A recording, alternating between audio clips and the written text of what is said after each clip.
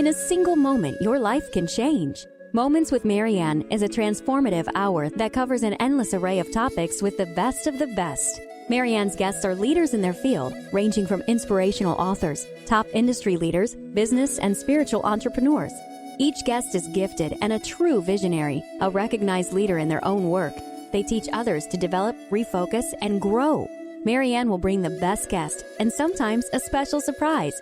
Don't miss this. And remember, make every moment count. Welcome to Moments with Marianne. I am so excited to be spending this time here with you today. We've got quite a show lined up. Our first guest is the one and only John Gray. So John is the author of the most well-known and trusted relationship book of all time, Men Are From Mars, Women Are From Venus. It was a USA Today listed book as one of the top 10 influential books of the last quarter century. I mean, wow. In hardcover, it was a #1 best-selling book in the 1990s. And Dr. Gray's books are translated into approximately 45 different languages in over 100 countries to be the bestseller that it is. Now, he has written over 20 books since this time. His most recent is the one we're going to be talking about today, Beyond Mars and Venus. His Mars and Venus book series has forever changed the way that men and women view their relationships. He has appeared repeatedly on Oprah, as well as Dr. Oz, Today, CBS, This Morning, Good Morning America, and countless other shows. He has been profiled in Times, Forbes, USA Today, and People magazine. So let's welcome to the show Dr. John Gray. Well, thank you so much. A real pleasure to be with you. It's such a joy to have you here. And gosh, what a groundbreaking book. I just couldn't wait to get my hands on it. Thank you so much. Well, it's a long time in coming since I wrote Men Are From Mars. People are always asking me 10, 20 years later. I actually wrote it 25 years ago and developed the ideas 35 years ago. How have relationships changed? And they've certainly changed a lot. And are men and women still that different? It's a big question. Oh, I bet. And so how have things changed since you wrote the book? Well, in a sense, as a society, we've gone beyond Mars and Venus stereotypical roles. You know, it used to be the kind of Mars role was to be the provider and go into the outer world to provide security and safety and money and support for your family. And the woman was primarily about nurturing the family and holding on to that inner life. And everything's changed. Now, more women are making as much money as men, and they're more self-reliant, they're more independent, they're more educated. What do they need men for? That's a big question. And, you know, if you don't feel your needs, and needs is, we all need love, and sometimes we're not aware of how much we need it until our heart's broken or something, but every moment we're wanting approval, acceptance, success, recognition. You know, this is a human need. And when you're a woman, it used to be that women really needed men for physical safety and to provide for them. And so they had a lot of need. And when men could step up and provide that, when it worked out, he had a good job, he had good manners, he didn't get angry, you know, that was like a dream relationship. But today, you expect that of a man and much, much more. And women really don't have that need to be fulfilled. So what are women's new needs? That's what I'm talking about, is new relationship skills for our complex world to help identify women's new needs for relationship and what men can do to provide that support and what men need in response. Man, this book couldn't come soon enough because it is confusing nowadays, you know, and just, you know, I'm single and I date, and I can see how confusing it is with my other single friends or single moms. So in your book, you talk about, you know, soulmate love. What is that? Well, a soulmate relationship, I define, because so many people are looking for a soulmate, and basically, a soulmate relationship is where you feel a unique kind of support that allows you to authentically express who you are. You see, the old traditional relationship really didn't support women in being independent, and it didn't support men in following their passion and their dreams. You know, you really went to the coal mines to do what it took, and if your wife was happy, you felt rewarded by that, and it was worthwhile. And today, women don't need you to go to the coal mines. So what does she need you for? And so we can trace it back to like the 60s and 70s. Gradually, there was this awareness increasing where women want more romance. Women want better communication. Women are looking for more help in their life and domestic help. But the irony when it comes to the domestic help that women often complain about when they're married is, not all women, but some, is you don't marry a man because he can run a vacuum cleaner or he can put a dishwasher or he empties the trash. You know, people don't ever come to me and say, I want a divorce because of that. You have to kind of look at what the big problems are and then analyze them, and you see what the real needs are. And women will often say, I give and give and give, and I don't get back. And, well, what is it you don't get back? And what they don't get back is a kind of empathy, a compassion, attention, romance, understanding, good listening, prioritizing her over work sometimes. You know, that's what's going on. It's an emotional lack of fulfillment that causes the underlying problems in any relationship to become magnified. So then maybe you're getting divorced over money or irreconcilable differences. But that only becomes big. Those only become bigger issues when the emotional needs are not being met. And for men, it's a different thing. Men are like basically saying something like, you know, no matter what I do, I got a good job and I work hard and I come home and, no matter what I do, it's never enough to make her happy. And part of that is it's not enough to make her happy. If she was dependent on you for money, it would make her really happy. You know, if I'm hungry and somebody feeds me, I'm really happy. But once we rise above our needs for survival and security, and we're free, this is the key, we're free to express both our emotional sides, our relationship love side, which is the female side of all of us, and the independent side of us, which can be detached, problem-solving, tough, bottom line, goal-oriented. We all have this within us, and culture suppressed the masculine in women, and culture suppressed the feminine in men. Now we have this permission, and the permission is growing in the culture, which creates a lot of confusion because people go, okay, what am I, male or female? Where am I going here? And what I've been able to discern very clearly is identify male traits and female traits. And people can say, well, who are you to say that's a male or female trait? And I go, you're right. And then I say, we have to look at the biology, because I do have a male biology, you have a woman's biology, and you have a different hormonal system than I do. Men and women are very hormonally different. Men need at least 10 to 20 times, if not 30 times more testosterone than a woman in order to feel centered, a sense of well-being, energy, libido, empathy, compassion. All the good qualities of men when they fall in love, you see the best of them, is when his testosterone levels are at a very peak normal state, his ideal state of testosterone, and his estrogen levels are much lower. Now, for women, their peak state is when their estrogen levels are higher and their testosterone levels are lower. But when women are stressed, and women basically, in order to experience fulfillment, this maximum happiness and fulfillment in a relationship, women need to be making 20 times more estrogen than a man.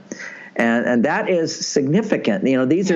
These are real differences between men and women. Nobody questions that. And we know that hormones, our hormonal balance, determines our sense of well-being. It determines our ability to digest our food. It determines our ability to feel happy, how we react to things, what our preferences are, what our priorities are.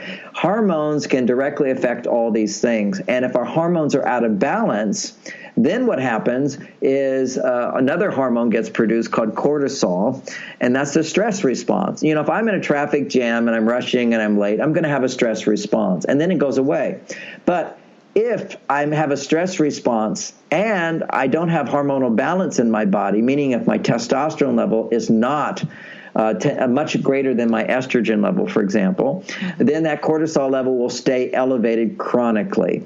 And, and the same thing for women. If their testosterone is too high, certainly it's never going to be like a man's, but for her, when her testosterone goes up, it tends to lower her estrogen or her progesterone.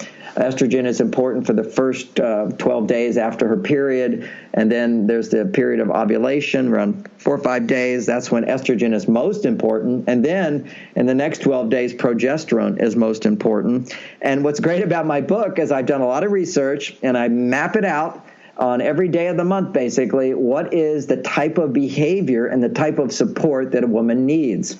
And this is so important for men to get. Because, when I start talking about a woman's period, men go, I don't want to hear about it. And I go, no, you want to understand, because there's nothing you can do for it at that time except make it worse. Period. So then, as her estrogen levels start to rise for the next 5 days, she's going to seem very positive and optimistic in general cases, unless something bad's happening in her life. Mm-hmm. And you feeling like you're doing a good job. And then, boom, after 5 days after her period, her estrogen levels now begin to double. That means she becomes acutely aware of her needs for emotional support to come back to her female side. And if she doesn't get it, then suddenly she's got a long list of complaints. And if she gets it, she's got a long list of wonderful qualities of what a great guy this is. Then after those 5 days are over, we're going to go into another 12 days where his love is important, but not as important as her own freedom to do the things she enjoys doing, self-nurturing, as well as social bonding. That means friendships, that means getting together, that means singing in a choir. All these different social activities we have become very important to her during that stage to produce progesterone. But if she's out there, cranking out the testosterone, she doesn't have any progesterone, because when the body makes testosterone, it uses up the progesterone. That's why so many women today experience something called estrogen dominance. Estrogen dominance is during the last part of her cycle, last 12 days before her period, when her estrogen is higher than progesterone. And at those times, she will experience anxiety, depression, irritability. Most suicides occur during that time for women. This is just a hard time unless she has the right balance of hormones. And with this awareness, I as a man know how to support my wife. She knows how to support herself. And she also knows how to support my testosterone levels. That's a whole nother subject, which is how to give men the support they need. Because contrary to what everybody thinks, because this old-fashioned endocrinology misunderstood testosterone. People thought that high testosterone created aggression. So testosterone wasn't a good guy. Now we know everything good about men happens when their testosterone is on its way up. And everything bad about men, aggression, defensiveness, anger, depression, anytime that's the case, literally his estrogen levels are on the rise and his testosterone's going down. And you can even measure this phenomena. As soon as the man starts to feel threatened or stressed, enzyme gets released in his body called aromatase, and it starts converting testosterone into estrogen, and he starts getting angry or overreactive, defensive. And at those times, he's literally incapable of listening to a woman, what she's saying, in a way which takes her into consideration, which allows him to feel his love, his willingness to compromise, his willingness to find a win-win balance, which men can find amazing if their stress levels are not activated, because their testosterone is at its normal level and estrogen is much less. So this is like really bringing it down to the biological level, because we have become so gender neutral in terms of our behaviors, but our stress levels are much higher. And more people are just not getting married. Twice as many people, compared to when I wrote Men Are From Mars, are just not getting married. And, of course, we still have half the people getting divorced. And we have second marriages, 60 to 70% getting divorced. Third marriages, all the way up to 80 to 90% getting divorced, because people don't have the skills. They think, okay, I'll get married again and I'll find the right person. It's less about the right person and more about your skills and understanding. Gosh, what a great age we live in, where the science is there that can bring this book together, obviously through you, being able to bring all this together so we have a better understanding about this, because it's been this kind of just something that most people, they may understand a little bit, but not to the extent that this book explains. It's so amazing to me because I look at back when I wrote Men Are From Mars and talking about men and women are different. It was much more common where you could see those differences. And then as time progressed, women actually started taking on feeling like they're from Mars. Women were saying, when you talk, I feel like I'm from Mars and my husband's from Venus. And I call that role reversal. But actually, it's just expressing a different part of you. And there's nothing wrong with it. But if you're a woman and you're having difficulty sleeping, you're feeling overwhelmed during the day, or you're harboring resentment inside towards your relationship, those are all symptoms of elevated stress levels and symptoms of your testosterone inhibiting your estrogen and progesterone. And it's like our first responsibility when we're unhappy is to understand that we're responsible to make ourselves happy, and there's ways to do it. So for a woman, when she's over on the male side, she has to learn, what can I do to come back to my female side? As a husband, I go, how can I help her to come back to her female side? Mm-hmm. And as a man, when his testosterone goes down, he becomes passive, he becomes hyper-stimulated, focused on things that stimulate like video games or TV shows. He becomes hyper-focused on that rather than knowing how to rebuild his testosterone. And a woman can do many things, wonders for a man when it comes to testosterone. Here's a little technique. My book is filled with much more elaborate things, but here's a simple takeaway, which is when he comes home, always be happy to see him. Whether you're happy or not, put on a smiling face for 1 minute or 2 minutes and be happy to see him and go for the hug. And then leave the room. You're conditioning him to know that when he comes home, there's not going to be a storm. Yeah. The weather's fine. And I explain to men, it's unrealistic to expect that your partner's always going to be happy. And this is what I see over and over, that men want divorce. They say, no matter what I do, it's not enough to make her happy. In parentheses, happy all the time. A woman could be happy for days, and then suddenly she gets upset. You're leaving on the lights, or you were late for dinner, or you didn't take me out on that date, or you're never affectionate, and she starts to verbalize how she feels. And a man goes, oh, my gosh, all I do for you, and that doesn't make you happy? How could you have these reactions towards me? Instead of understanding women. Yeah. I explain to men, women are like the weather, and they're never going to be the same. It's always changing moods. And when they're in the work world, they have to suppress the negative emotions. See, everything in life is half good, half bad. A half glass, people say, oh, I see the glass, it's half full or it's half empty. Well, actually, women see the whole glass, period. They see both sides of it. And they need, if their estrogen levels go down, they need to express temporarily both sides. Expressing love is so important. Verbalizing it increases estrogen. And expressing frustration, disappointments, concerns, problems, complaints, all of that also increases estrogen.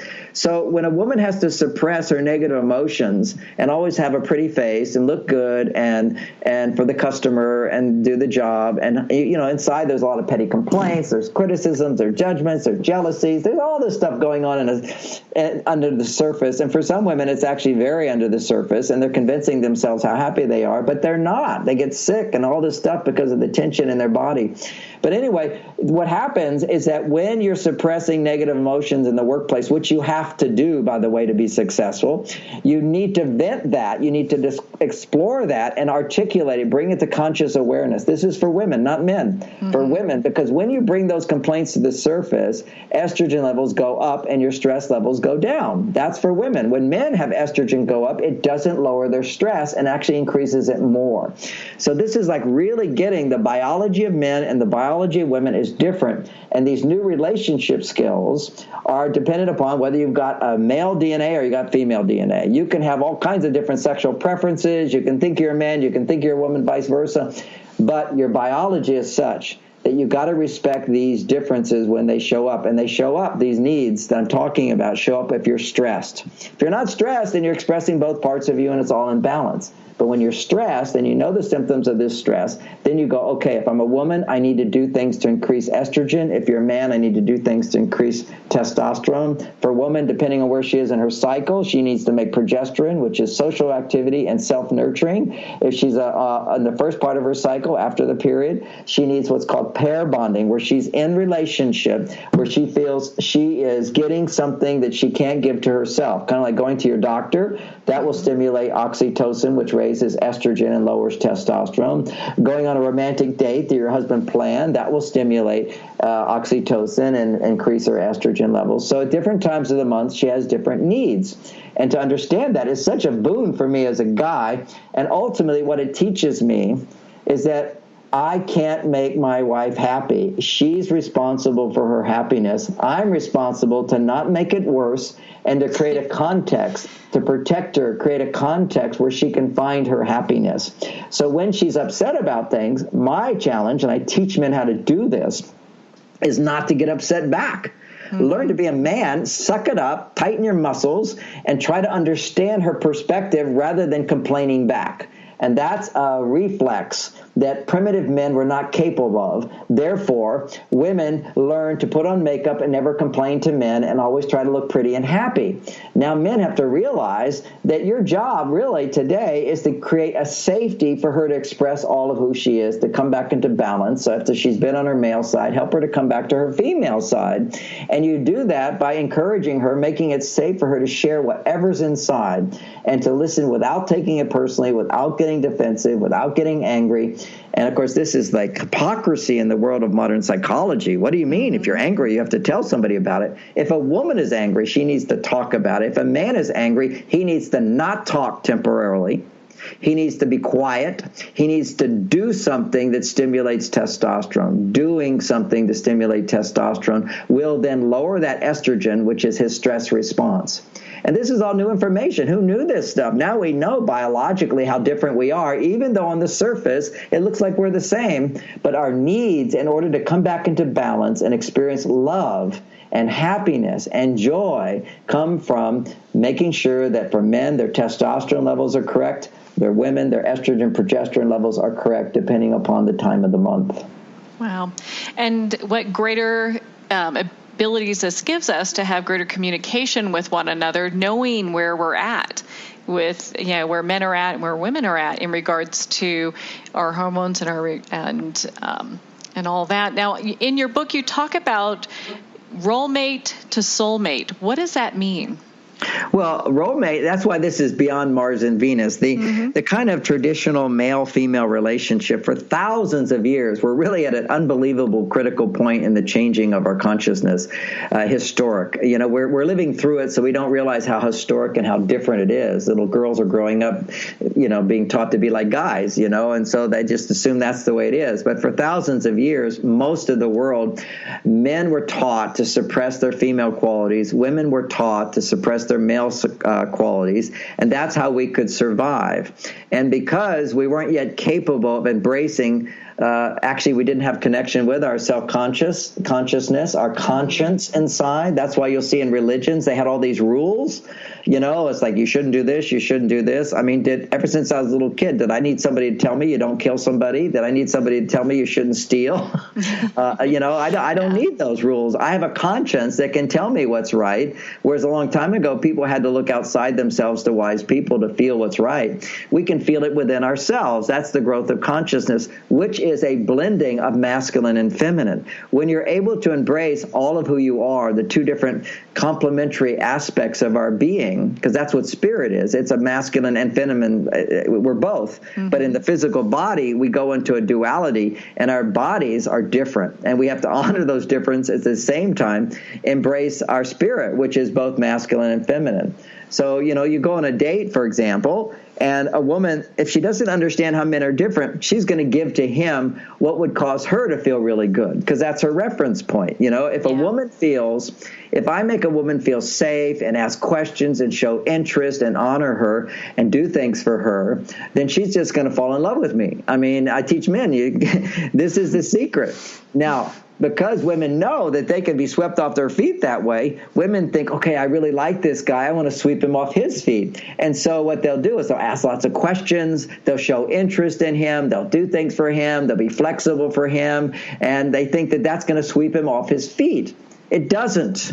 It actually increases estrogen in him, and he can't commit to you. He can't feel he's missing you because he's on his female side. His testosterone, by thinking of you, his testosterone goes down. And when men's testosterone goes down, one of the most powerful ways to rebuild testosterone is to come back to your independent self, your self-reliant self, your detached self, your tough self, your get-it-done self, your problem-solving self. So he shifts away, and he can't think of getting close to her because being close to her produces too much estrogen in him because she's in this nurturing mode with him where she's giving to him what would actually make her feel good because it's increasing estrogen. And many women go, oh, no, you can't talk too much. Men say women talk too much. Yeah, the wrong men say you talk too much. The right men, and you don't know yet who's the right man because he's going to have to sweep you off your feet, and he's not going to want to sweep you off your feet unless you show who you are.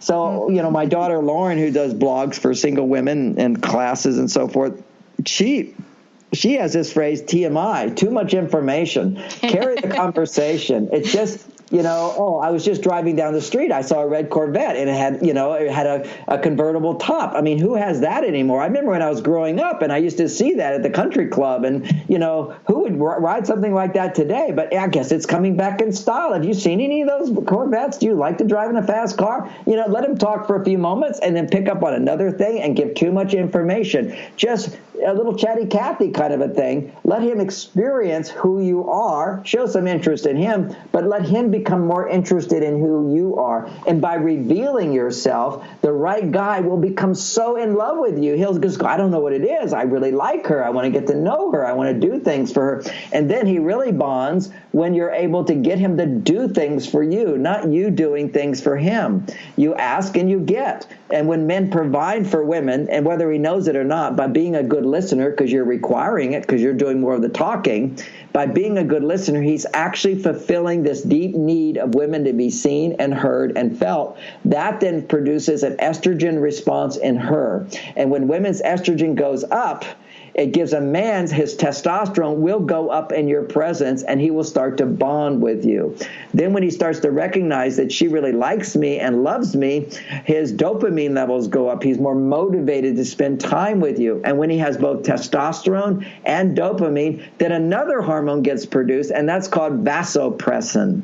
Vasopressin is what allows men to not only be turned on to women and experience sexual arousal, but vasopressin is also what causes a man to want to commit and bond. It makes him want to be monogamous. And when men can't experience vasopressin, they don't want to be monogamous. They don't have the testosterone and the dopamine necessary to make that kind of commitment. And if you're giving men too much, or you're having men do all the talking, his estrogen levels are going to rise. He's never going to get enough testosterone and dopamine to make that bond and want to call you back and want to make a commitment, want to do things for you. Now, the difference between men and women is women can also make vasopressin. When a woman is bonded to her children, she's making vasopressin. Basically, vasopressin in a woman's body, where she's giving and being received, vasopressin cuts off her sexual desire. So the same hormone that makes men feel attracted to women causes women to not be attracted to men. And too much of it causes women to be repelled from men. So, it's understanding on a biological level, it is just astounding how opposite men and women are, even though in terms of our behavior, in terms of our brain, although there's differences in our brain, a woman can use the male part of her brain more than a man can, and a man can use the female part of his brain more than a woman can, depending upon what is pulled out of him, circumstances, situations, acknowledgement or lack of acknowledgement. The brain will function almost the same, although it is different. But you can use those different parts and be dominant in them. But when it comes to hormones, we know that when women are too much doing those things that stimulate testosterone more than doing those things that stimulate estrogen, she will be overwhelmed and she'll be caught in that. And it's hard to get out of that, because once you're out of balance, there's a momentum that keeps you going further out of balance. For example, a woman who's in her testosterone side, when she gets gets home, she wants to keep solving problems. She can't relax. She can't just enjoy her life. She's busy, busy, busy. Her mind is busy, busy, busy. And that's because she's not able to come back to this relaxed, being in the moment aspect of femininity, which is to appreciate the moment, appreciate what you have, and enjoy your life. And women have lost that to various degrees in our modern busy world due to this role reversal that's taking place. And while it's a good thing, I have to emphasize this because people can easily misinterpret me to be saying women should be, not in the workplace. Women can't be successful in the workplace. That's all nonsense. That's old thinking. Mm-hmm. It was a culture that wanted to support women and being, nurturers in the home, and wanted to support men by saying, you have to die for your country. You have to go into the coal mine. You have to do the heavy duty work to protect women and so forth, as opposed to women can now do that stuff.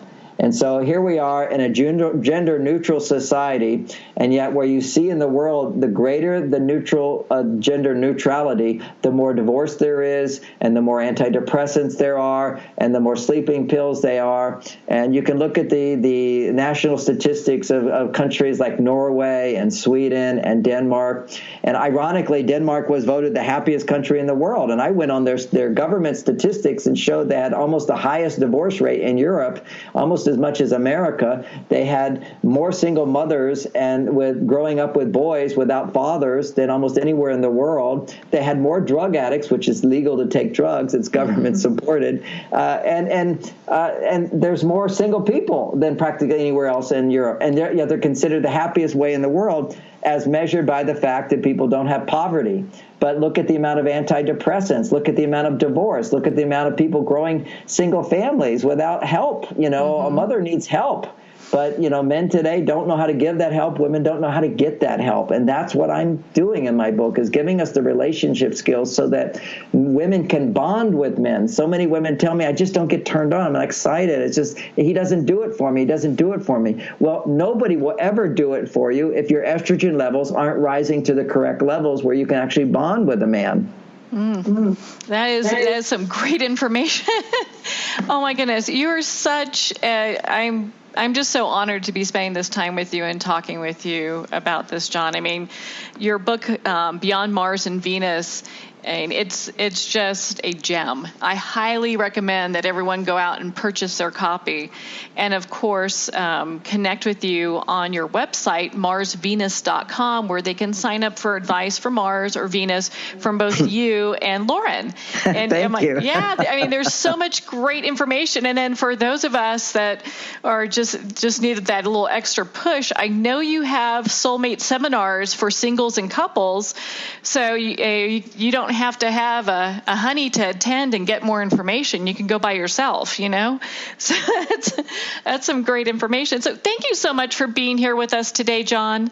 Oh, you are a delight to meet, and thank you so much. I kind of talked more than you, but do you know what? I learn a lot every time I listen to any of your information. I'm connected with you on social media. I listen to all of your different videos that you do, and all I can say is wow. I mean, I'm such a big fan. So thank you so much. Honored that you're here. So thank you. And I just want to mention that with my seminars, I have these 3-day seminars where both singles and couples come to it. And that's really wonderful because you get to see me working with couples. And if you're single, you really see how you can work things through. That's really key. So that when you get in a relationship, it's going to work better. And then I do not singles, then I do women only, which is really great because you get to find out the way men think and how to get men to do stuff from a man who actually has a great relationship. I always laugh when I see these like Red Book magazines or women's magazines, and they say, women, find out what men really, really want. Here's 35 confirmed bachelors. The last thing you want to hear is what a confirmed bachelor wants. Yeah, that's a 0 success rate right there. You want to learn it from someone like you who's done all this research and this study and who has a very successful relationship, and even has your daughter that's involved in all this great stuff with you, And my other daughter is a therapist, and the other one's an event coordinator. She used to do my events for me. It's a family business, and it's 31 years. And what's really sweet about it is I'm the one, the front person. I'm out there in the world, and my wife, she's not out there giving talks, and she's set for life. So she doesn't even pretend that anything. She doesn't have to magnify how perfect our marriage is. I just was on a cruise, and I was talking about, men, you need to give your wives 4 hugs a day, and as part of stimulating estrogen and oxytocin, she just needs to get that more touch and more compliments and so forth. And Bonnie was in the room, and I said, "Don't I give 4 hugs a day, honey?" And she goes, "Oh no, you don't." And I'm like, "Really? Is that right?" And then everybody got to see that. I went, "Well, I'm going to try it. Now we're going to start counting them during the day." But the key to it is there were some people who went, "Oh, now they're going to have an argument." I don't have to ever defend myself, because I know my job is not to make my wife happy. My job is to make her feel safe and valid and reassured that she's always loved by me. And at those times, if I did get angry, I would not speak. It's a whole thing. We have a code phrase, is if I start to get defensive, I'm not perfect, and, I can't hear everything, particularly if it's about me, then I will take a moment and I'll always say, "Tell me more, help me understand that better," and then try to get in her shoes. And if I can't, and I start feeling criticized, defense reactions will happen. It happens to both men and women. Then I'll stop the conversation very nicely. I just said, "Okay, I hear you." And she knows that when I say that, don't speak another word, because any word she says after that is just going to increase my defensiveness and throw my hormones further out of balance.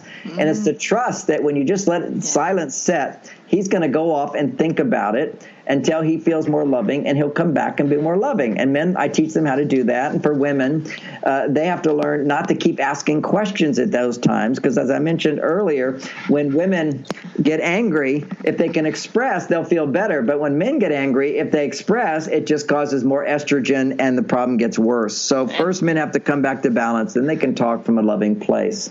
I guess I started off on this again, so I know we were finishing up. Such a pleasure to talk with you. Thank you, John. I appreciate it. And we'll be right back after these messages.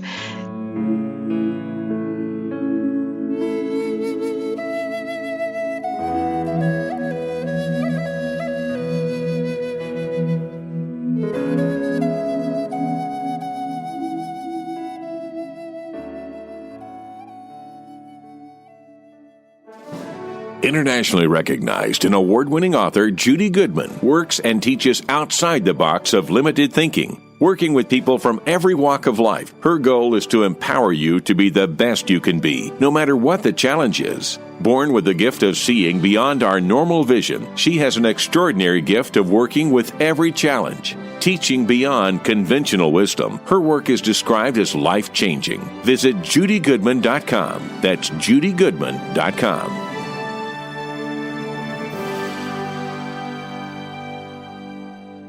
There comes a moment when you realize you're somewhere special, when you discover that each beautiful creature that you see has been rescued from a life of absolute horror and brought to this incredibly free place. Here's where their lives were forever changed, and where yours will as well. Discover over 500 tigers, bears, and lions at the brand new visitor center at the Wild Animal Sanctuary just outside Denver. For more information, visit wildanimalsanctuary.org. Discover true freedom at the Wild Animal Sanctuary. I know we are unlimited, not only because I healed myself with chronic disease in only 3 weeks, but because I know what has helped thousands of my clients transform their own lives. My book, A Short Path to Change, 30 Ways to Transform Your Life, offers 30 easy and quick tools you can use to help transform any aspect of your life. Visit and subscribe to my site, JennyMannion.com, JennyMannion.com, for free gifts, including a guided healing meditation and the first chapter of my book. I look forward to offering you easy ways to help you get clear for the new year. Ben Wexler is a gifted leadership development and strategy consultant for professionals who want to transform their organizations and careers. Through a uniquely personalized set of processes, participants discover their unique knowledge, how to leverage that knowledge and experience, and then put it all together with a global strategy. You're more valuable, your organization is more valuable, and the change is viral. Contact Ben at 630-881-1074, 630-881-1074.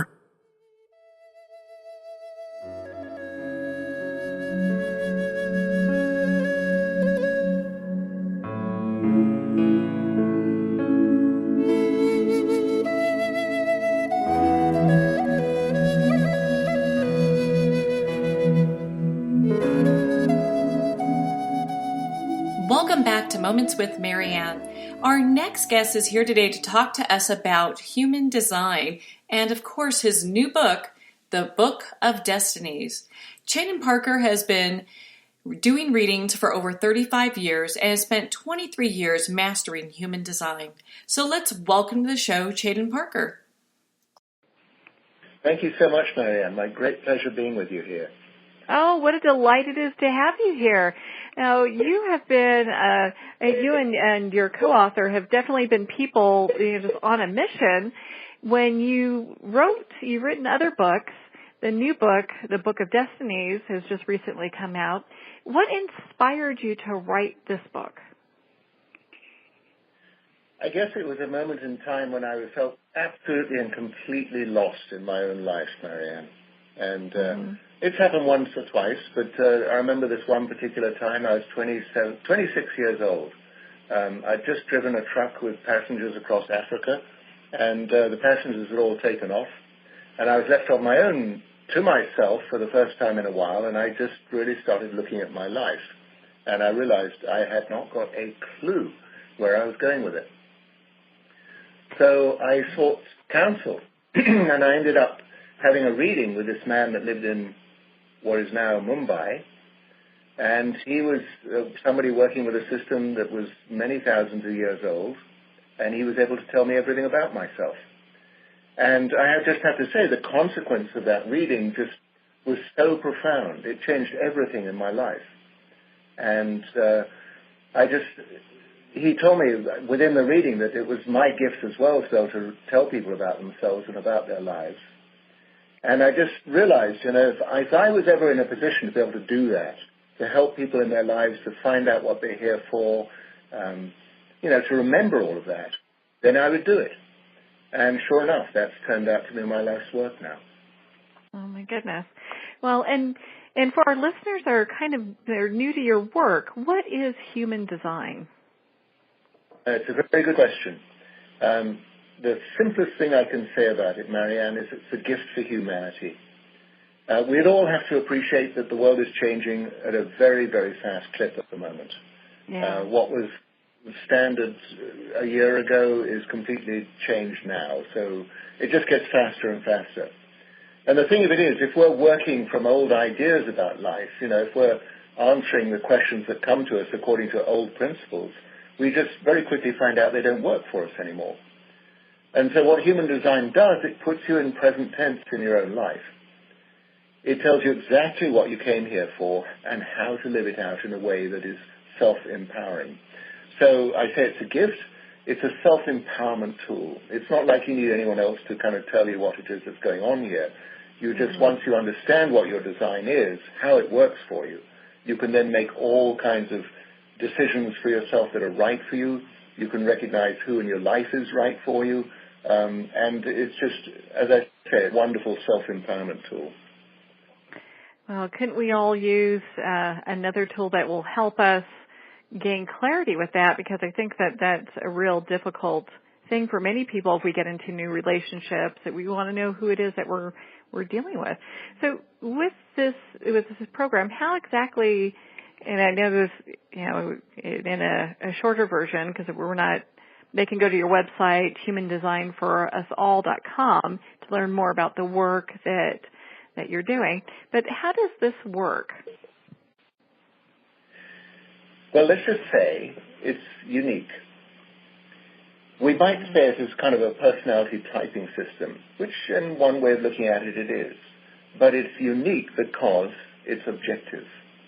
This is not something where you fill out forms and fill out ticks and crosses on boxes and stuff like that and, what's your preference between this, that, and the other. It's objective. It just tells you right off what it is you came here and how to live it in the best possible way that brings you the greatest fulfillment. So the other feature about it as well, a part of its uniqueness, we all come into the physical form. We all bring consciousness into human form here. And to do that, we have to come into a particular genetic stream. We have to come into a particular family. And one of the things about human design is not only can we get to see consciously what we came here for and how to go about that, things that we're aware of in our everyday behaviors, Mm-hmm. But what also becomes very clear is everything that we've absorbed genetically from our ancestry. And when we look in a chart, we can go back at least 4 generations of input. So some of the people we know, for instance, our parents, were probably very familiar with how they do stuff. But if we go back 4 generations, we're talking about people living in a very, very different time frame and very different circumstances. And all of this is a part of our nature. And so when we understand these things and we accept them, I mean, that's the first thing with human design, is to accept exactly who you are, what you dropped into in this lifetime. You know, the moment you get into that place of acceptance, then all kinds of things start changing in life. You don't get involved in stupid things. You don't get involved in jobs where you're just bored to death. You don't get involved with somebody that just, you know, it's going to be a disaster. That you start living much more consciously in your life. And so that is part and parcel of what human design is all about. And what a great place to live life from when we're not, you know, kind of like a pinball, kind of just bouncing around, trying to find, you know, either the perfect job that suits us or that partner or working relationship. You know, it really empowers us to go ahead and move forward. So in knowing that, how does our life theme help us on our journey? Okay, so there are 3 books, and now this 3rd book is what we call the Book of Destinies, Discover the Life You Were Born to Live. Mm-hmm. And my wife and I, Carola Eastwood and myself, we've spent about 20 years putting this book together. And what we came to find is there are 192 different possible life themes. So coming into the form as a human being here, there are 192 of these different themes. And we have to presume that on some level, on a soul agreement was made that this was what we were going to live out. When I'm using the word theme, I'm talking about perhaps the storyline of a book. That how the book starts out is how the book is going to proceed and how it's going to conclude itself. And it's the same thing with the life theme. We have one of these life themes for our whole lifetime. And the moment you recognize what this life theme is and how it works for you, then you can relax into your own life and just get on with it and find that it suits you perfectly. And what then you start seeing is the life themes of the people around you, for instance, your parents or siblings or people you work with, and you start recognizing their life themes.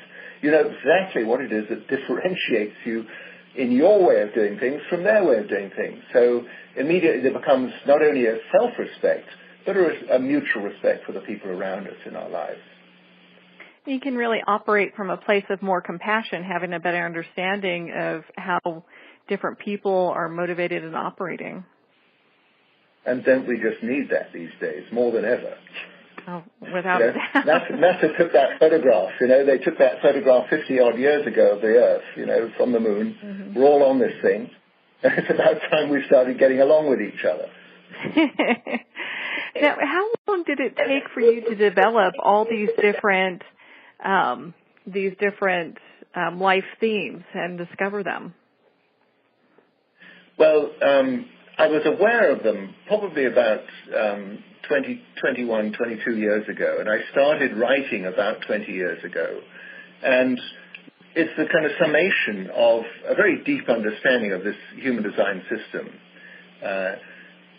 And working with many, many people. I mean, I've read for many thousands of people now, all over the world, all walks of life. And basically finding out, you know, okay, I can see these characteristics in how this life theme might be set up. I'd like to just check in with you, you know, is this part of your life experience? If I told you something along these lines, would that fit for you? So it was a part of that. It was a part of some very deep meditation, deep insights into how this all comes together. But I just have to say, we're very, very happy with the results. And what's happened for me is when I've read people's life themes to them, and quite often I do this at the end of a reading for them because I read for people. And quite often people go into a very deep, silent space inside themselves because it's like a chord of music that just fits their makeup. It settles within them. I've had people just burst into tears when they hear their life theme because they know this is what they came here to live out, and it's true for them. And it's just such a relief for them to hear this. Yeah. Yeah, I don't doubt that at all. Just having that realization, someone confirming, what they already know. Yeah, it's just a deep resonance. Yeah. We all need that encouragement these days, especially in these crazy days when nobody knows what's going to happen next. Yeah, and it just seems like things are just going at 100 miles an hour, and people are doing the best they can to keep up. So I've got to ask you, what's your life theme? Curious enough, my life theme is a life theme of explanation. I find I've been doing this all my life, explaining things to people. And, I have an engineering background. That's where I started out in life. And I found it very handy. I was very good at engineering, but I would never classify myself as a traditional engineer.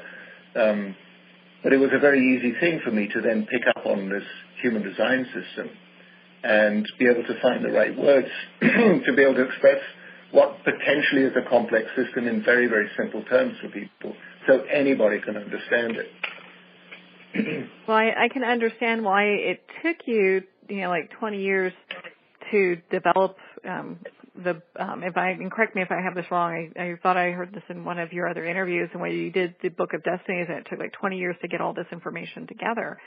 And because it can be so complex, but at the same time, you've got it so that people can really understand it. It's easy to understand. I mean, that's the beauty of it, is how to translate something that looks a little technical into something that's just fits. And, as much as possible, we've tried to make the writing poetic, because poetry somehow sits well within the body. It's not poetry as such, but we've sculpted the language that we've used there in a very particular way. So what are some of the ways that you've seen human design change people's lives? Oh, goodness.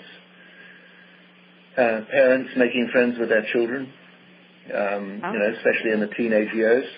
When a parent understands who their child is, who landed in their nest, and how to relate with them. And, to me, it's the greatest joy when I see parents and children not only honoring each other for their role, but becoming the greatest of friends, because their communication just becomes easy. They relate to each other according to their designs. It's magic watching that happen. I've worked with CEOs. I've helped them organize their boardrooms. Carola and I, quite often we work with small businesses. We go in and work with the participants and get them to understand each other, so that anything that was on a level of competition now becomes a level of cooperation. Just changes the whole energy. I've worked with partners, husband and wife. Every relationship has potential sticking points. And it takes me somewhere between 5 and 10 minutes to get them both laughing about the idiosyncrasies in their partnerships, because you can see these things in the designs. And the moment they start laughing and just seeing, okay, this is where we always have some kind of compromise or situation. And then I say, well, yes, and here's another way of looking at it, so you don't have to get stuck there anymore. And so all kinds of things open up like that. I've known people come into human design to have readings and being given the tools that we've found within human design, what we call the 3 keys, and showing somebody what their 3 keys are and how to just live them out on a day-to-day basis. I have friends who've come to full realization. They've come to that place of enlightenment. They know the story now because they live according to their nature, according to their design. Wow. So with the book and your experiences, because, being able to, see how you can have compassion for people, where they're coming from. Have you ever seen a situation where it's kind of not like if someone's having, they're going to start dating and, it's just not a workable situation based on the information they get from the Book of Destinies, compared to what their keys are compared to somebody else? Well, there are certain people that are born in some of the rarer life themes. There are 64 of these particularly rare life themes. They happen during a space of between 2 and 3 hours in a year. So, they're very rare. And somebody living in a life theme of that nature,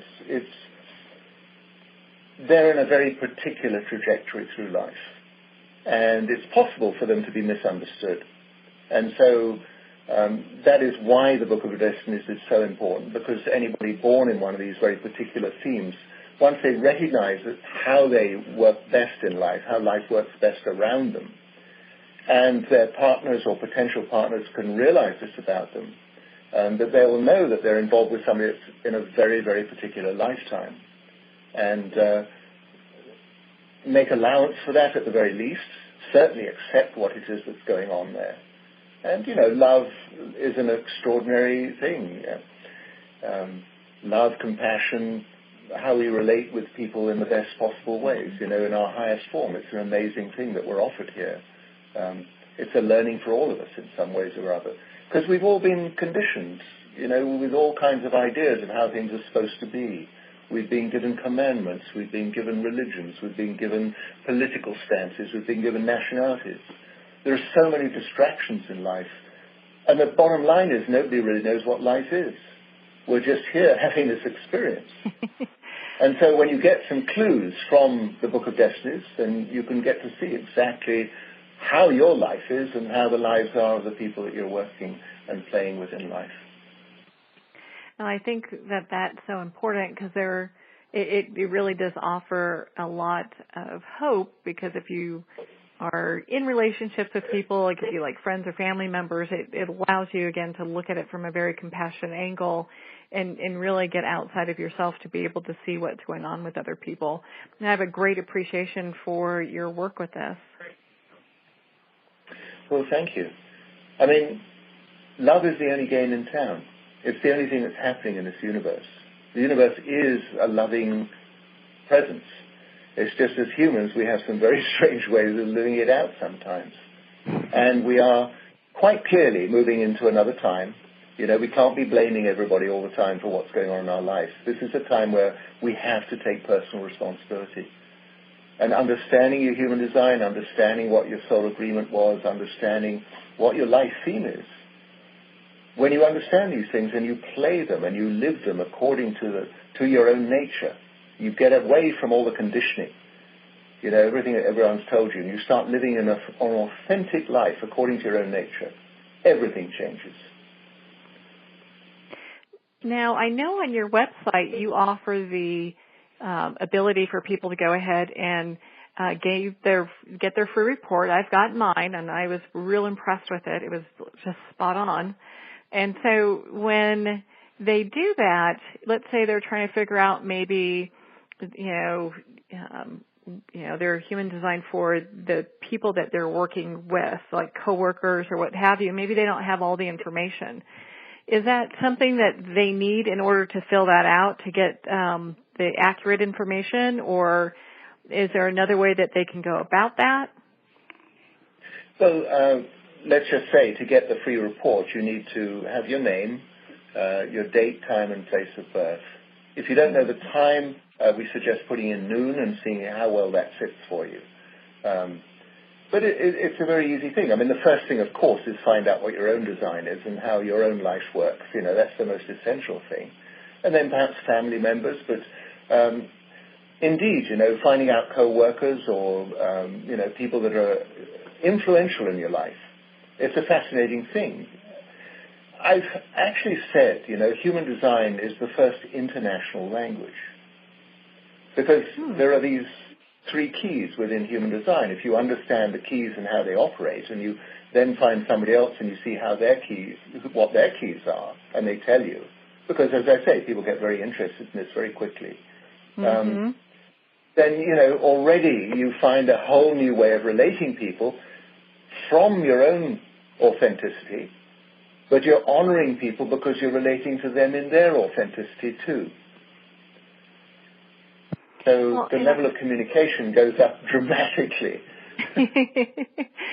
Well, and I was very impressed with also because you did Ivanka Trump's human design, and it was very enlightening. It's actually, you have a video of it on your Facebook page that pretty much went viral, and everyone's listening to it, and I could see where it's spot on. It makes perfect sense. That's just the nature of human design. Thank you so much for taking the time to be on the show with us today. We greatly appreciate you spending time with us and really sharing your wisdom in regards to human design. Well, thank you, Marianne. It's been a great pleasure. I'd like to thank everyone for taking the time to tune in with us today. And remember, make every moment count. Join us next time for Moments with Marianne, when host Marianne Pestana brings another inspirational gifted leader to help us grow. Tune in every second Sunday at 8 p.m. Eastern Time for Moments with Marianne, when the Dream Vision 7 radio network is at 1510 a.m. Boston. Or catch Moments with Marianne every Thursday and Friday at 5 p.m. and 5 a.m. Eastern Time by going to dreamvision7radio.com. To learn how Marianne started her business from the ground up, visit mariannepestana.com. Don't miss this, and remember, make every moment count.